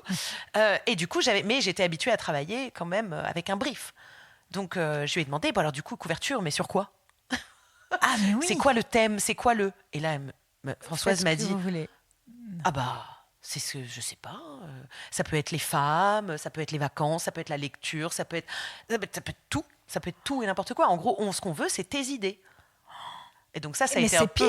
C'est hyper dur. C'est hyper de dur. produire purement sans direction, voilà, sans brief. C'est ça. Il n'y avait pas de brief. Mais donc, ça pouvait être tout et n'importe quoi. Et donc, à ce moment-là, j'ai eu la chance de pouvoir bloquer 3 semaines. J'ai bloqué 3 semaines. Ah ouais. Et j'ai travaillé que sur ça. Et je crois que j'ai envoyé 42 idées. Alors, ce qui était drôle, c'est que c'était des couvertures presque finies. C'était même pas des esquisses. Et donc, à la fin, je les ai toutes passées en noir et blanc pour faire semblant. Elles étaient toutes en couleur. J'ai tout passé en noir et blanc. Avec le logo de New Yorker tout. Et j'ai tout envoyé. J'ai envoyé 42, quelque chose comme 42 idées à Françoise. Et elle m'a répondu. Elle m'a répondu très rapidement, parce qu'elle répond très rapidement, et en me faisant une petite blague, en me disant, je pense qu'on va pouvoir en trouver une. C'est ça, je pense qu'on va trouver notre bonheur. 3 semaines après, j'avais ma première couve du New Yorker. Et donc ça, c'était un moment pour moi, vraiment de consécration. Ah, mais oui. Pour mon agent aussi. Bah, évidemment. Je pense que pour lui aussi, même si lui n'a jamais géré le New Yorker, c'est toujours quelque chose que j'ai gardé. Non, mais encore une fois, c'est sur ton image, donc il y a un rayonnement après. C'est ça. Et pour moi, il y avait et aussi parce qu'à ce moment-là, le New Yorker avait assez peu d'illustrateurs qui travaillaient en digital. C'était beaucoup d'artistes et de comics, beaucoup de gens qui font du comics. Au crayon, voilà. Ouais. Et donc, c'était pas un magazine ça a beaucoup changé depuis, mais... Oui, donc en fait, tu leur as permis aussi de moderniser finalement leur image et de passer un peu... Et peut-être qu'ils cherchaient aussi à s'ouvrir à ça. Il y avait quand même Christophe Niemann, qui est une de mes autres idoles, et qui lui a fait, j'en sais rien, 45 couvertures pour eux, qui travaillait, lui, les deux, ça veut dire en digital, à la main, en aquarelle, il fait un petit peu de tout, etc. Mais aujourd'hui, il y a beaucoup plus d'illustrateurs contemporains. À l'époque, le New Yorker, c'était beaucoup d'illustrateurs de presse. C'est ça, qui faisaient du comics, qui faisaient de la BD, etc., etc. Et il y avait très peu de femmes. Il y avait très, très peu de femmes. Je me rappelle que la première année où j'ai fait 4 couvertures, quelque chose comme ça, je crois que sur les 50 couvertures ou 48 couvertures, il y en avait 8 faites par des femmes et j'en ai fait 4. Donc en fait, on était 2 ou 3 femmes. Et ça, c'est ce qui artistes. me semblait. C'était un point que j'avais envie aussi d'aborder avec toi parce que je rebondis à nouveau sur ma discussion avec India Madhavi. Mais elle, c'est pareil, quand elle a commencé, c'était l'une des rares femmes dans un métier très, très masculin, l'architecture. Et voilà, le dessin, finalement, c'est la même chose. En tout cas, moi, je sais qu'en France, j'ai cette image un peu, tu vois, il y avait Jacques Faisan, il y avait Sampé. Je veux dire, on connaît les grands noms, et puis même Plantu, après, dans le monde, etc. Mais c'est vrai que ça n'est que des hommes. Alors, il y a beaucoup de femmes, et ça paraît presque cliché, stéréotype, mais c'est vrai, il y a beaucoup de femmes dans l'illustration pour enfants. Oui, c'est vrai. Voilà, là, c'est un endroit où il y a beaucoup de femmes. Il y a beaucoup de femmes dans la papeterie. C'est étrange, mais dans l'illustration contemporaine et dans l'illustration, dans les grands noms de l'illustration contemporaine, 90%, il y avait 90% d'hommes. Tu vois, c'est étonnant, je trouve. Mais donc, c'est étonnant. C'est encore plus fort pour toi, cette collaboration avec le New Yorker. D'ailleurs, sur leur site, ils parlent, parce qu'il y a une page dédiée pour chaque artiste, et ils disent que donc ça fait des années que vous collaborez ensemble. T'en es à combien de couvertures? Une douzaine, c'est ça, je crois? 13, tu vois, j'étais pas loin.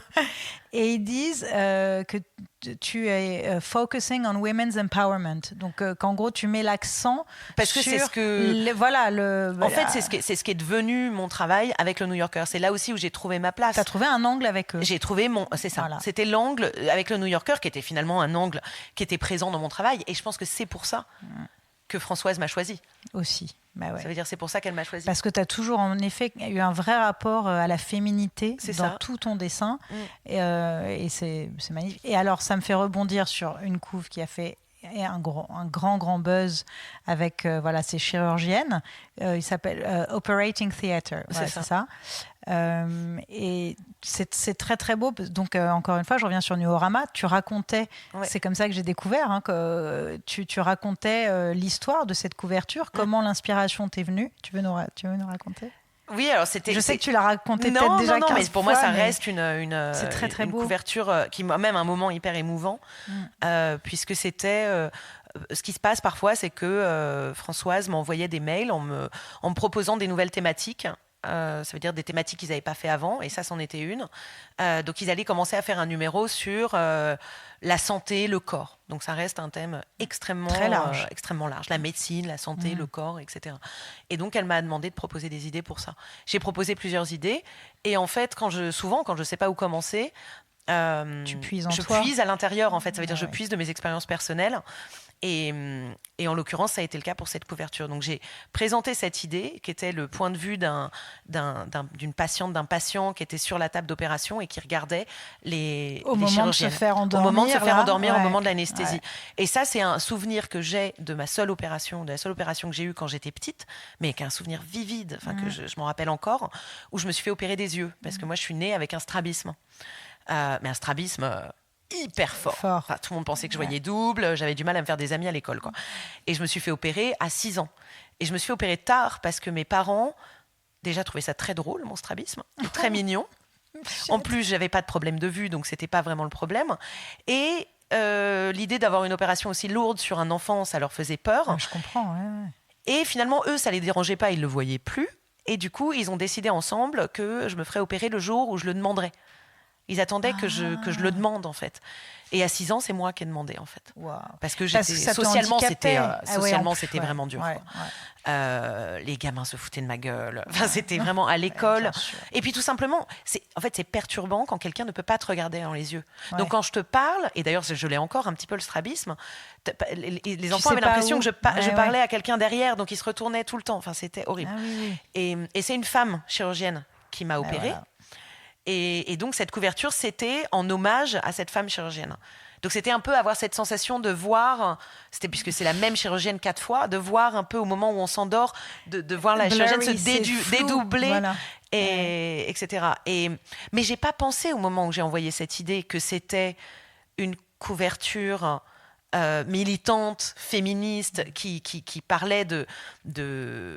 Oui, c'était pas ton intention. C'était pas l'intention. Wow. C'était pas l'intention. Moi, et c'est ce que c'est devenu, en fait. Donc cette couverture est devenue virale. Mais tu sais, finalement, je crois que quand ça devient viral, il y a justement aucune intention. Ouais. Tu vois, c'est pas prémédité. Je vais faire un truc viral. Ouais. C'est au contraire, ça parle tellement, ça sort avec le cœur, avec l'énergie, l'inspiration. Encore une fois, il y a quelque chose qui sort comme ça, et ça devient viral parce que ça parle à tout le monde tellement c'est sincère. C'est ça. Mais en même temps, je pense que Françoise savait que ça allait. Il y avait quelque chose qu'elle savait, parce que entre le moment où je lui ai envoyé l'esquisse et le moment où je lui ai envoyé des propositions d'illustration développées, j'avais fait une option où j'avais mis des hommes. Ça veut dire j'avais mélangé, j'avais mis femmes et hommes. Ah oui. Parce qu'en fait, moi-même, je me suis dit, mais pourquoi je mets 4 femmes Bref, et donc du coup, j'avais fait une option. Et c'est elle qui m'a répondu, qui m'a dit, non, c'était très bien. C'était très bien comme c'était. Donc elle avait vu au-delà, je pense, de ce que moi, j'avais dessiné. Elle a cette force aussi. Voilà, et c'est aussi son rôle. Mais je pense pas je pense pas que personne ne pouvait prévoir que les chirurgiennes dans le monde entier allaient refaire cette couverture en photo, et que ça allait devenir un mouvement. T'en as reçu des milliers, je crois, c'est ça ? Il y a eu 5000, je crois, plus de 5000 photos du monde entier. C'est génial. On avait des femmes de tous les pays.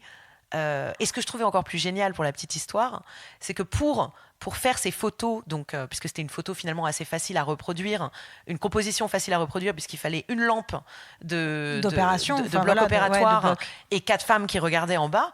Mais du coup, pour ça, il fallait quelqu'un pour prendre la photo d'en bas. Et qui c'était ? C'était un homme. Mais non, c'est génial. Parce que toutes les femmes devaient être dans la photo. C'est beau. Et donc ça. À chaque fois, c'était un homme qui prenait cette photo des femmes. Et c'est le petit. Ça me donne des frissons j'adorais. encore. C'était la petite, petite cerise sur le gâteau. Ça. Genre le petit clin d'œil de la vie. Et aussi l'entraide. Ça veut dire. Donc voilà, c'était une super histoire. Et c'est une couverture qui a aussi changé la direction de mon travail. Ça veut dire qu'après cette couverture, j'ai aussi commencé à réfléchir à quelque chose d'un peu plus militant, justement. Et puis aussi à vraiment au symbole et à ce que véhiculait l'histoire que véhiculaient mes illustrations. Donc d'une chose que j'avais commencé à faire de manière presque inconsciente, j'y ai mis du sens en fait, et une volonté. Donc il y a des illustrations où moi-même je me dis non, si je rajoutais ça donnerait encore plus de force à l'histoire. Et ça, tu te l'appliques principalement pour ton travail un peu plus personnel et l'éditorial? Non, pour tout. Donc pour les collabs aussi? Pour tout. Ça veut dire pas pour tous les projets, mais quand il y a l'opportunité. Par exemple, j'ai fait un moment, j'ai fait un motif textile pour une marque de maillot de bain pour hommes. Bon, c'était carte blanche. J'aurais pu faire n'importe quoi.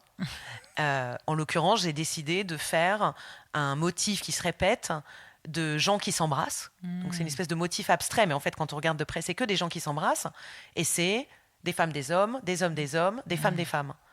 C'était volontaire. J'aurais pu faire n'importe quoi.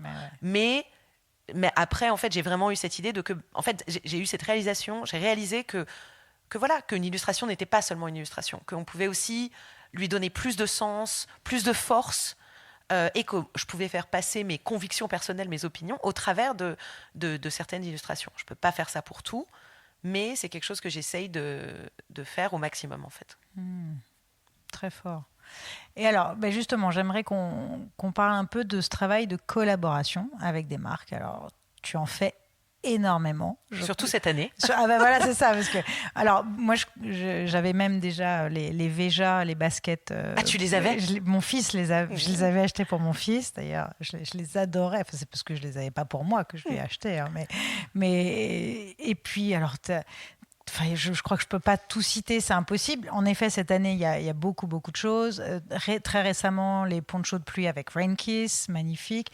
En plus, j'aime beaucoup la façon dont tu as raconté, on en parlera juste après d'Instagram et ce canal de diffusion où tu racontes tout le processus créatif et comment tu te tires les cheveux, voilà, parfois pour créer ces patterns, ces motifs qui se répètent, qui est, je pense, le plus gros challenge dans le graphisme, globalement, quand on crée comme ça. Bon. Et ça, et jouer avec les espaces négatifs. Voilà, négatif, c'est ça. Ça, c'est l'enfer. Oui. Bref, les tables avec Alice Roux, on va y venir tout de suite, mais aussi des bouteilles de vin, des étiquettes. Alors, à part te faire payer en bouteilles de vin, justement, j'adore. C'est quoi Qu'est-ce que tu aimes dans ce travail de collaboration? Alors, j'aime m'associer avec des marques ou des gens déjà qui font des beaux produits. Ça veut dire, c'est pas quelque chose... Pour moi, c'est bon, j'ai mon travail commercial pour le compte en banque. Donc, quand je fais des collaborations, c'est quelque chose... je fais des collaborations déjà pour moi-même avoir les choses pour lesquelles je collabore. En fait, c'est ça. En fait, c'est ça. Ça veut dire, je collabore sur des choses que moi, je veux. C'est génial. Donc... j'aime cette table, on collabore sur une table pour avoir la table chez moi. J'adore le vin. Par exemple, on m'a proposé énormément de collaborations que ce soit de bière. Mais j'aime pas la bière. Je n'aime pas la bière, donc je ne vais pas faire de collaboration de bière. Je ne vois pas l'intérêt. Je ne veux pas être payée en bière. Non, après, ça peut être aussi pour des budgets. Enfin, il peut y avoir des budgets associés à ça, etc. Mais pour moi, c'est important que j'aime le produit. Voilà, d'aimer le produit ou que j'aime l'histoire de la marque avec laquelle je vais travailler. Donc, par exemple, Veja, c'était absolument fantastique. Parce que Veja, c'est une marque que j'admire. Éthique, Sébastien, c'est quelqu'un que j'admire, dont j'admire le discours, la franchise. Donc, pour moi, c'est des collaborations qui font sens. Et pour moi, il faut que ces collaborations-là, elles fassent sens. Là, je vais en faire une très sympa, mais je ne peux pas encore dire avec qui, mais bientôt, etc. Donc, il faut que ce soit des marques que j'aime ou des petites marques. Donc, bien sûr, quand c'est des marques, là, on parle de budget, etc. Je ne travaille pas sur du troc pour tout. Le troc, je le fais pour des petites marques qui n'ont pas forcément les moyens ou les budgets pour moi. Et à ce moment-là, je préfère marcher sur un système de troc parce que je trouve ça plus juste. Et aussi, du coup, ça ne remet pas en question la valeur de mon travail, d'une certaine façon. C'est-à-dire, ces marques-là, je leur fais bien comprendre que je leur fais une faveur et que c'est un win-win. et que j'aime leurs produits et que c'est pour ça que je fais ça. Mais si c'était que pour le budget, je le ferais pas. En fait. Je comprends. Parce que le budget serait trop petit. Voilà, le budget serait trop petit. Et ça me permet aussi de négocier beaucoup de liberté créative. Et après, il y a les collaborations comme celle d'Alice qui sont complètement différentes, puisque là, c'est une collaboration d'artiste et artiste. Donc ça, c'est très difficile. J'imagine. Et là, en effet, ça se base sur un système d'échange. Beaucoup plus, voire sur un système de mécénat, puisque du coup j'aide aussi avec les frais de production. Je m'attends pas à ce qu'elle elle paye tout, parce que je sais aussi que pour un artiste, voilà, les coûts de production sont hauts, etc. Donc pour moi, en fait, de toute façon, ce qui guide ma vie, il faut être juste. Dans la vie, il faut être juste. Et donc, suivant, je n'applique pas les mêmes règles à une marque qu'à un artiste, qu'à un magazine. Mais c'est comme ça. Bien sûr. Il faut être et je crois que c'est cette liberté d'être à son compte, finalement. Oui. Tu vois, tu serais dans un grand studio, tu pourrais pas du tout choisir comme ça. Et c'est... Enfin, voilà, c'est un luxe.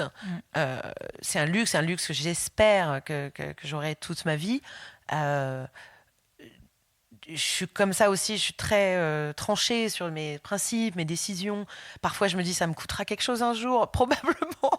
Je sais pas, en fait. Mais qu'est-ce que ça te coûterait? Je sais pas. Tu sais marrant pas. Parfois, non, c'est juste que parfois, je me demande si je vais trop loin dans certaines règles, dans certains. Voilà, dans les gens à qui je dis oui, à qui je dis non, la manière dont. Je peux être très dure.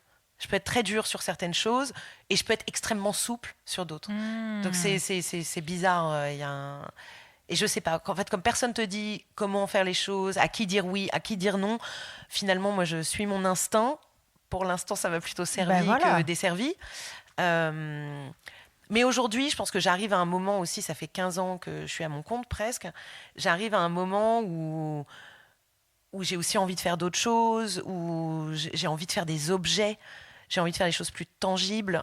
Par exemple, bien sûr que je peux faire une étiquette des dessins sur des chaussures, une étiquette de vin, etc. Mais par exemple, la collaboration avec Alice, c'était quelque chose de vraiment nouveau pour moi, puisque c'est du meuble, c'est du mobilier, donc c'est de la déco. Là, on a la table là, juste à côté de nous, Nested Lines, donc le nom de cette collaboration.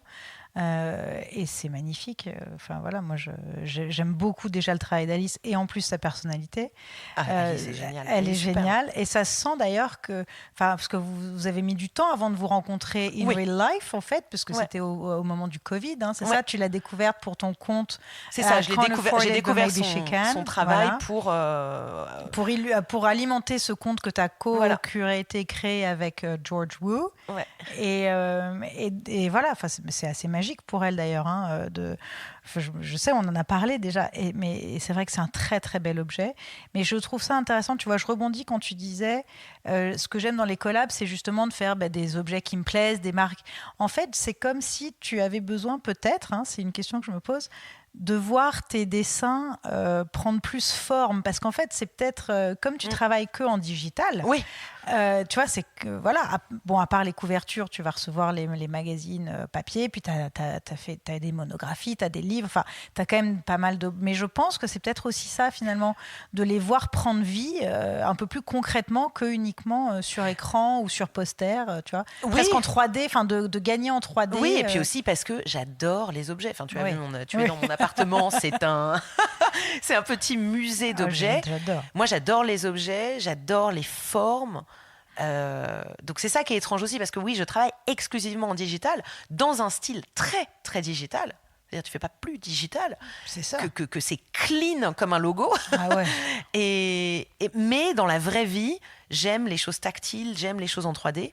Et je pense qu'aussi ce que pour moi, ce sont deux choses différentes. Par exemple, pour Nested Lines, je savais que quand on en vient à l'objet, j'avais pas envie de faire quelque chose de trop figuratif. Ça veut dire là, pour moi, ça fait partie, enfin, ça fait appel à une autre partie de ma créativité, qui est quelque chose que les clients ne me demandent jamais finalement, ou qui est présente, mais qui est pas le principal de mes commissions. C'est la couleur et la forme. Ouais. Mais quand on vient à l'objet, en fait, moi, ça me pose des contraintes qui sont que j'ai pas envie que ce soit une table avec un dessin plaqué dessus. Ça n'a aucun intérêt. Et c'est pas quelque chose que je mettrais chez moi. Et finalement, moi, les objets que j'aime, c'est rarement des objets figuratifs. C'est plutôt du jeu de motifs, de formes, de contre-formes, de lumière, de matière. Et en fait, la matière, c'est quelque chose auquel j'ai pas accès avec mon travail digital. C'est ça. Voilà, et donc et j'ai cette fascination pour la matière, les jeux de matière, et c'est quelque chose que je fais pas dans mon travail puisque c'est vraiment monomatière. Ouais, complètement. Et quand j'ai découvert le travail d'Alice, ouais. avec ce mix, cette technique qu'elle a de la résine mixée à du bois mat, pour moi c'était magique, c'était tellement beau. Et donc l'idée de faire une table ensemble et après une collection de meubles, c'était une évidence. C'était une évidence, et je savais que Alice n'allait pas ni vouloir d'ailleurs, ni me demander quelque chose de figuratif, parce que c'était pas du tout dans sa lignée à elle. Donc c'était une espèce de... Il fallait qu'on trouve un point médian entre nos deux mondes, et qui, moi, m'allait très bien, puisque finalement, même s'il y a toujours une histoire dans mes illustrations, puisque sur cette table, c'est deux oiseaux qui s'imbriquent, elle est finalement très cachée, elle est cachée. En fait, ce qui prend le dessus, c'est les formes et les couleurs. Complètement, ouais, c'est vrai. Ouais. Oui, surtout quand tu as des objets posés dessus, tu le vois encore moins, le dessin en lui-même. Ouais, c'est très... Bon, moi, j'adore aussi. Hein, puis, il y a aussi des petites tablettes, j'en ai vu d'autres. Voilà, derrière. Ah, c'est magique. Et alors, il y a beaucoup de choses que j'avais encore envie d'aborder. Je sais même pas combien de temps on en est. C'est un peu long, mais c'est tellement passionnant. C'est pas grave. On a cette liberté, puis on a le temps. Tu vas faire 2 épisodes. C'est ça, voilà, exactement. Tu parlais tout à l'heure, tu sais, quand tu disais par rapport au New Yorker, que tu t'es dit, OK, là, j'ai besoin de libérer 20% de mon temps. Est-ce que finalement, est-ce que tu as gardé cette discipline de libérer du temps pour l'imprévu, voilà, et est-ce que sauf ce mois-ci, c'est le seul mois où je l'ai pas du tout géré. Bon, j'essaye au maximum. Ça, de toute façon, ça a été un changement. Avec Barcelone. Avec Barcelone, depuis que je suis arrivée à Barcelone. Ça a été aussi de travailler moins. Voilà. La qualité de vie, parce que tu parlais de burn-out tout à l'heure, donc un peu la qualité de vie. Je prends beaucoup moins de projets commerciaux. Maintenant, j'essaye d'en prendre 2-3 par an maximum, et j'essaye d'aménager mon temps. Je travaille plus du tout les week-ends, sauf ce mois-ci. Encore une fois, je viens d'avoir un mois absolument horrible, mais en même temps assez stimulant, et on en rigolait avec John, puisque je me suis remis à rappeler mon agent tous les jours, puisque j'avais à peu près 5 ou 6 projets ce mois-ci, c'était l'enfer, et on a tous les deux rigolé en se disant « Oh, c'est comme à la belle époque !» C'est ça, c'est à l'ancienne. C'est ça, voilà. Et lui-même m'a dit « Je crois que je t'ai pas vu travailler comme ça depuis 7 ans !» Et donc ça a été mais bon, c'est un mois, c'est pas un an, donc ça va. Mais non, en général, j'essaye vraiment d'y aller mollo, quoi, de manager mon temps. En général, je commence finalement à 9-10 heures. Allez, on va être plus honnête, 10 heures du matin. Je commence à travailler. À 6 heures, j'ai fini. Voilà. Sauf quand je suis sur un projet passion, sauf quand il y a besoin d'aller rapidement ou de faire une couverture pour le New Yorker ou des choses comme ça. Mais là, j'ai beaucoup freiné cette année. Mais c'est impressionnant parce que justement, on voit que tu produis énormément. Mais vraiment, enfin, genre. Mais ça, c'est une illusion, ça. Ah, ben tu vois, c'est fort. C'est l'illusion des social media. Voilà, c'est Instagram, ça. Parce que j'ai 15 ans. J'ai 15 ans de travaux à ressortir. C'est génial. Mais non, j'ai pas beaucoup travaillé cette année. Ah, d'accord. Bon. Enfin, mais pour alors, moi.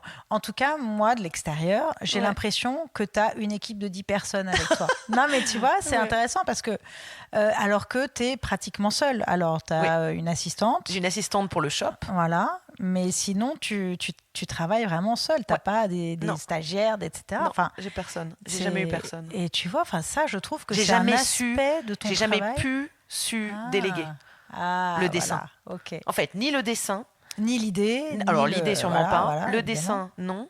Les couleurs, non.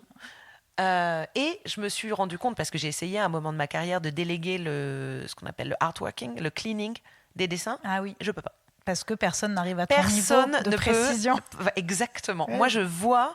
si tu me montres une illustration, je vois les points qui sont un tout petit peu désalignés ou une courbe qui n'est pas parfaite, je le vois. Donc, je suis un peu une psychopathe là-dessus. Et aussi, je me suis rendu compte que beaucoup de la magie de mes dessins arrivait dans la dernière phase, qui était le cleaning. Parce que c'est là où je vraiment donne la dernière couche de simplification.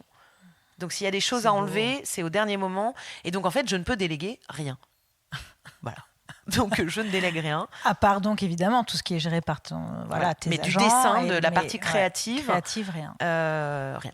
Mais même, jusqu'à un point où c'est moi qui retouche les photos quand je prends des photos, c'est moi qui prends les photos quand je prends des photos. J'ai du mal à... You're a control freak. Oui, bien sûr. Bien sûr. Bah oui. Oui, complètement. Je crois que... personne ne dira non. Ça, c'est clair. Ouais, mais c'est finalement de le savoir et de l'assumer. Et donc, de t'organiser en fonction de ça, c'est là qu'on a gagné en maturité, etc. Et c'est ça qui est le plus important finalement, parce que au moins, tu sais que maintenant, tu travailles moins, justement aussi pour gagner juste en capacité. Enfin, voilà, il y a un moment, tu as ta capacité d'absorption de travail, la charge mentale, qui est un mot à la mode, mais qu'on sent très très bien. Donc tout ça. Et tu sais, tu disais aussi tout à l'heure, c'est très dur. Parfois, je suis pas certaine de prendre toujours la bonne décision, parce que c'est ça aussi la difficulté quand on est seul. Et finalement, c'est c'est vraiment l'une des raisons pour lesquelles j'ai choisi moi ce métier maintenant, d'accompagner justement des personnes qui sont seules à des moments de stratégie, mais pas que, parce que finalement, on a souvent besoin juste d'être rassuré. Tu parles d'intuition, pour moi, c'est la base de tout chemin de vie. Et pour moi, le plus important dans la vie, en général, et c'est ça qui est très difficile, je trouve, c'est de savoir, d'être conscient de pourquoi on prend une décision. C'est quoi qui motive cette décision. Donc, est-ce que c'est l'instinct ? Est-ce que c'est un instinct de survie ? Donc, est-ce que c'est un instinct qu'il faut écouter ? Est-ce que c'est la peur ? Donc, est-ce que c'est la peur de quelque chose ? Ça, c'est jamais une bonne... Et donc, c'est une autre réponse qu'il faut apporter. C'est ça, pour, et ça, c'est la pire pour moi. On en parle souvent avec mon mec. C'est aussi... une décision basée sur la peur est la pire des décisions. Ça ne peut pas être une bonne décision. Et parfois, on est obligé, parfois on n'a pas le choix. Moi, j'ai dit non à des projets parce qu'il y a par peur que ça se passe mal. Parce que je sentais il y avait quelque chose qui venait de mon expérience, qui venait... Est-ce que c'était une bonne, est-ce que c'était une mauvaise décision ? Je ne sais pas. Mais à ce moment-là, je ne pouvais pas prendre une autre décision parce que c'était celle qui me venait. Et voilà. Mais en général, j'essaye de réfléchir vraiment...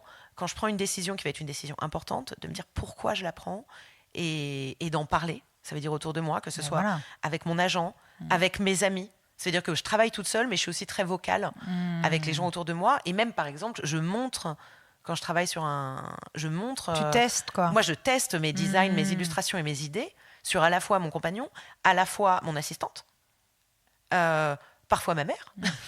Ah, she's back. Une de mes meilleures amies. Ça veut dire parfois j'envoie, même si je n'ai pas le droit. Quand j'ai un doute, j'envoie. Et tu sais à qui t'envoies. Je sais à qui j'envoie. Voilà. Et je sais, on va dire, j'ai 4 personnes qui sont le sounding board.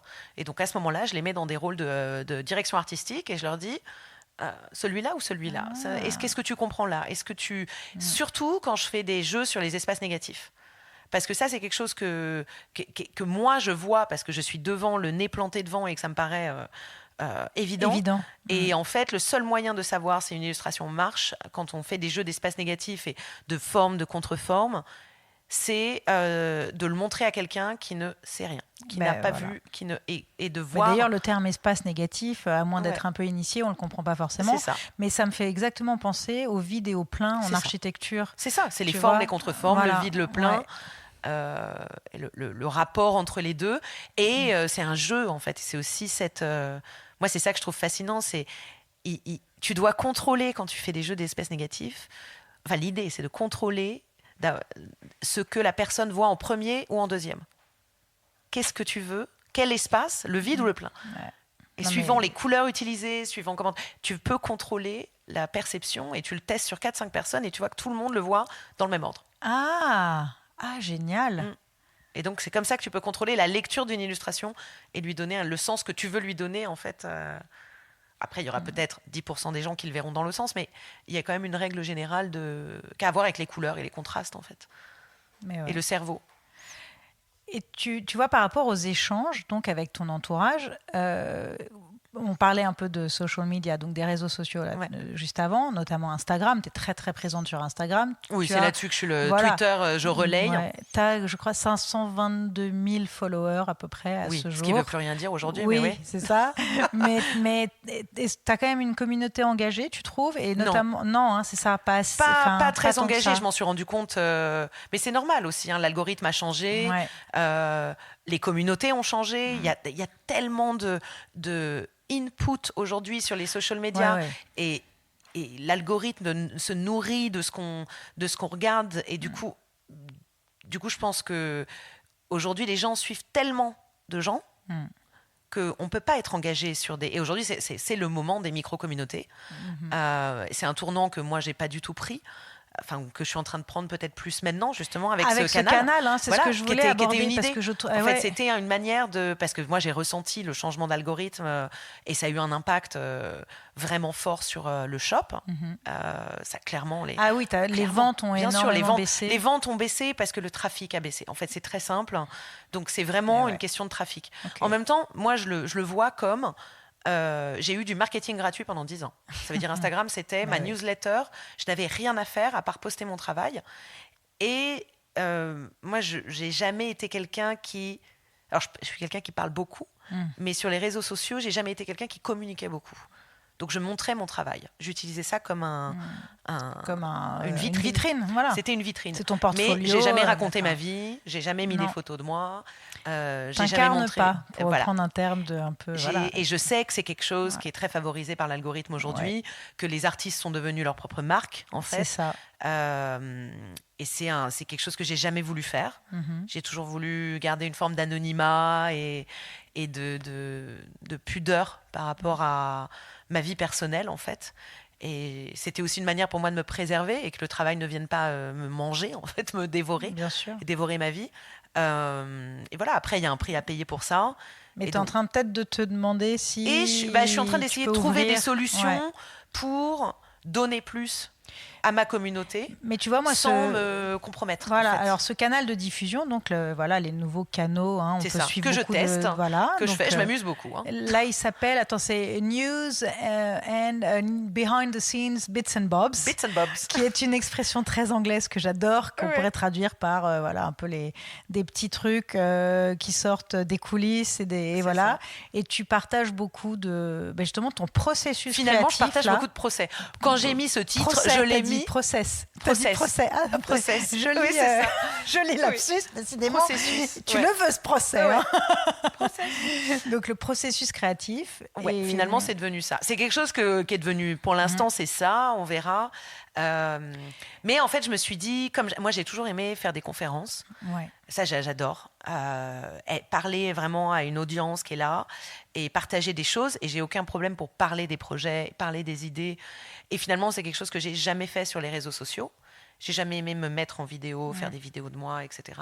Pour l'instant, je me suis dit, je pourrais aborder ce canal un peu comme des espèces de toutes petites conférences, des petits moments où je partage, je partage des idées, des processus de création, je parle des couleurs, je parle de certaines illustrations, de la naissance de certains projets, je montre des propositions, des esquisses. Donc je sais pas. Alors c'est bizarre parce que je me parle toute seule, je parle à moi-même. Alors c'est ça que je voulais te dire. Je parle à moi-même. Moi qui suis plusieurs canaux comme ça, je suis en fait très frustrée et je crois que les influenceurs, entre guillemets, les creators, sont aussi frustrés de ne pas avoir de réponse, quoi. Mais c'est tout le jeu de ce canal. Tout le jeu. Alors si on avait des emojis, si on avait des réponses, ce serait trop. Ça veut dire ce serait trop intense, quoi. Oui, parce que là tu donnes un accès direct à 4000 personnes. Ouais, c'est ça. Mais j'avoue que, je trouve ça intéressant. Tu vois, il y en a que je suivais et que j'ai arrêté de suivre aussi parce qu'il y en avait trop, que j'étais moi-même polluée par ces notifs de... Alors moi, j'écris beaucoup en plus. Alors... Non, mais, mais par contre, j'aime bien... J'aime bien regarder tout ce que toi tu publies dans ce canal, mais je te dis, j'ai arrêté d'en suivre certains parce que ça me parlait plus. Mais c'est là que je trouve que c'est intéressant de vraiment choisir, encore une fois, un angle très précis moi, sur c'est ce que canal. J'ai fait et c'est ce que tu as fait, exactement. Donc, on sait pourquoi on est là et si ça plaît ou pas. Voilà. Alors qu'il y en a d'autres qui n'ont pas forcément toujours, ou alors que justement, ce qu'ils partagent ne m'intéresse pas et donc j'ai arrêté. Mais c'est intéressant, finalement, j'ai l'impression que c'est... Instagram a créé ça pour faire quelque chose d'encore plus exclusif, entre guillemets. C'est-à-dire que si tu es membre du canal, il y a des Happy Few, tu le choisis. Je veux dire, c'est pas payant, en tout cas pas encore. Peut-être que ça le deviendra. Non, ce qui est payant, c'est les subscriptions. Ouais, c'est ça. Et ça, c'est un format que moi, je trouve intéressant, auquel je pense, d'ailleurs. Oui, voilà. Je pense comme, justement... mais Patreon, un peu. Voilà, c'est ça. Mais plus, moi, je commence par le canal pour tester aussi. Je suis en train de réfléchir au système comment ça, subscription, abonnement. D'abonnement. Payant, mais en donc, me disant, que, encore une fois, parce que là, ça devient du travail. Ben voilà, parce que qu'est-ce qu'on produit comme contenu payant? Moi, en fait, je me disais, ça peut être comme des mini-conférences. Ça veut dire vraiment. Voilà. Ça veut dire parler des projets en live, raconter des choses en live. Il faut vraiment que ce soit... En fait, il faut toujours réfléchir... C'est ça aussi, parce que je pense qu'en tant qu'artiste, en tant que créatif, ou en tant qu'influenceur, pour les influenceurs, bon, on a tous un ego en se disant, voilà, les gens nous suivent, etc. Mais c'est plus aussi simple que ça aujourd'hui. Aujourd'hui, il faut aussi réfléchir à qu'est-ce que la personne veut en face, qu'est-ce qui est intéressant, comment je donne de la valeur ajoutée. En fait, c'est de la valeur ajoutée. Pour moi, si on fait payer quelqu'un, il faut qu'il y ait une valeur ajoutée. Il faut vraiment qu'il y ait un intérêt. Et du coup, par exemple, moi, tout ce système d'abonnement, aujourd'hui, je le pense en me disant, ça peut marcher avec finalement un prix assez bas pour que ce soit accessible, par exemple, pour les étudiants, et faire quelque chose de vraiment axé jeunes designers ou étudiants, et de faire quelque chose de vraiment où je vais encore plus en profondeur sur... comment trouver des idées, comment raconter des histoires, comment utiliser des couleurs. Mais il faut que ce soit payant parce que ça devient un travail. Et donc, si ça devient un travail, ça veut dire passer du temps dessus. Et puis, je pense pour la valeur perçue aussi. Bien sûr. Pas que la valeur ajoutée, mais c'est-à-dire que si c'est gratuit, c'est la même. Enfin, c'est comme tout le reste, donc ça a moins de valeur. C'est ça. Tu vois. Et puis, c'est donner de la confiture. C'est ça. Mais après, il faut aussi réfléchir à ça, c'est-à-dire. Est-ce que j'ai envie de passer mon temps à faire ça ? Ouais, en plus. Tu vois, est-ce que j'ai... En fait, au fond, moi, ce que j'aime, c'est faire 4-5 conférences par an. Là, j'y donne toute mon énergie. Mais en fait, moi, ce que je veux, c'est dessiner. Mais qu'est-ce qui te plaît dans les conférences ? La transmission, évidemment. Mais qu'est-ce qui... Parce que c'est vrai que tu es très à l'aise. Ah, j'adore. Ce qui me plaît déjà, c'est que moi-même, ça me permet de prendre du recul. C'est ça, de faire un peu un bilan à chaque fois. De faire un bilan, de prendre du recul par rapport à mon travail, de voir les connexions invisibles. Parce qu'en fait, la seule façon de voir les connexions invisibles, c'est de regarder dans le rétroviseur. On ne peut pas les voir en avance. Bien sûr. Donc finalement, il y a ça. Et quand je fais des conférences, moi, ce qui m'inspire le plus, c'est de voir les autres conférences. Oui, c'est de m'inspirer des autres. Oui, tu es toujours un peu invité avec d'autres personnes. C'est toujours avec d'autres personnes. C'est toujours des conférences à l'international avec 10-15 intervenants. Donc, ça m'a permis de rencontrer des gens exceptionnels, des gens dont j'admire le travail. Donc, il y a la conférence et il y a les dîners après la conférence. Il y a toutes les conversations qui vont autour. Pour moi, c'est un moment... ça peut être des moments... Je me suis fait beaucoup d'amis. J'ai des amis que j'ai encore à des conférences et des gens que je vois maintenant... quand je vais dans un pays, je revois telle ou telle personne. Et pour moi, c'est génial. Tu as accès à des gens super intéressants. Et comme toi aussi, parfois, ça veut dire qu'ils passent par les mêmes choses. C'est des gens de confiance et c'est un cercle assez intimiste. C'est un cercle, c'est intéressant. Et puis, vraiment, cette idée de transmission et cette idée... Et ça m'est arrivé quelquefois de recevoir j'ai même une lettre que j'ai toujours gardée. Et que je garderai toujours d'une Française qui m'a juste, je crois que c'était à Barcelone, quand j'ai fait le off, qui m'a glissé une note en papier dans la main et qui est partie. Et j'ai toujours cette lettre. Et c'est la première fois que j'ai fait la conférence des gens. Des rencontres. Mais toi, tu as vu une version courte. La version longue fait 1 heure, beaucoup plus complète. Et en fait, son mot disait quelque chose comme merci, vous avez changé ma vie. Oh, wow. C'est un week-end charnière pour moi et vous venez de changer ma vie. Et c'était... Et tu vois, pour moi, c'était vraiment... Ça m'a émue. Et quand quelqu'un me dit, si je dessine, c'est grâce à toi, si je suis illustratrice, c'est grâce à toi, ça me remplit de bonheur. Enfin, vraiment. Donc c'est aussi pour ça que je fais des conférences, je pense. Bon, on arrive, je crois, quand même à la fin. À un moment, il va falloir... j'ai pas envie, vraiment. Puis alors, moi, je suis bien là chez toi, à Barcelone. Très, très heureuse d'être là. Mais bon, il y a un moment, il faut quand même malheureusement conclure. Et pour conclure, j'aimerais terminer sur ton dernier mot. Donc, quel serait là le mot que tu choisis, qui te plairait le plus là, maintenant, dans la langue que tu veux? Un mot. Ouais, c'est dur, je sais. C'est dur. Ouais. Je n'étais pas préparée à celui-là.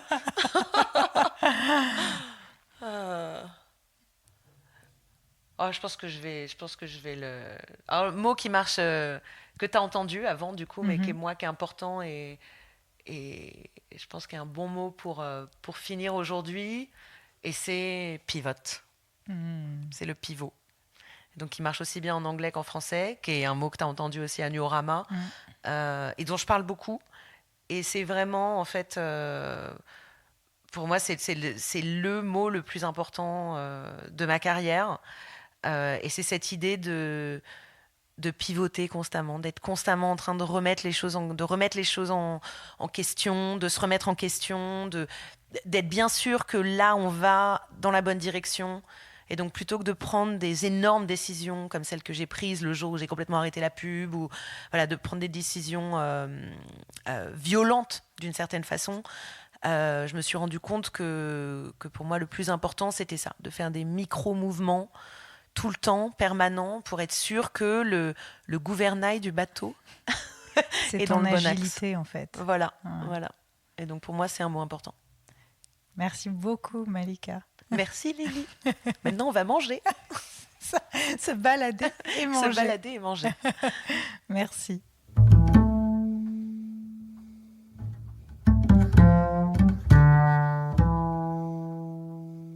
Merci d'avoir écouté cet épisode. J'espère qu'il vous a plu et qu'il vous aura donné envie de le partager, voire de le réécouter.